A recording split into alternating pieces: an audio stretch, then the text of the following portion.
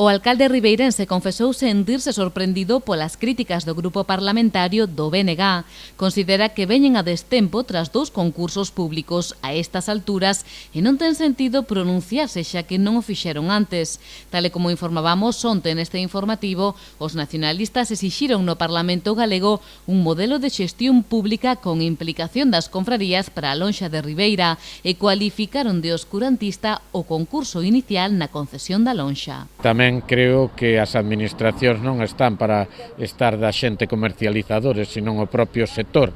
Ese foi o caso desta segunda convocatoria, na que o que gana é unha UTE de 9 empresas que representan a moitas das partes do sector extractivo e comercializador desta lonxa e, polo tanto, eu creo que ese é o mellor sistema. Asegura Ruiz Rivas que tamén lle sorprende as críticas á inversión da nova lonxa, unha actuación que considera imprescindible para o concello ribeirense, unha vez que se compra o peixe e os exportadores non teñen agora un lugar onde tratalo convenientemente, polo que a instalación nova é esencial. O alcalde afirma que todos os locais do novo edificio están xa ocupados e que a empresa adxudicataria está cos últimos trámites para poder abrila. Eu espero que no mes de xuño, como máis tardar, e xa se deron multitude de fechas, este pois rendindo xa dunha forma satisfactoria.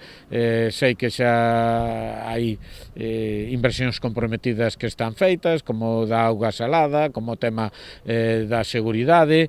En estes momentos se están acabando o que son todo o tema informático e de básculas. O novo Pantalán está tamén en proceso de adxudicación, así que para o alcalde o comezo da actividade na nova lonxa é algo inminente, como moi tarde para o próximo mes de xuño.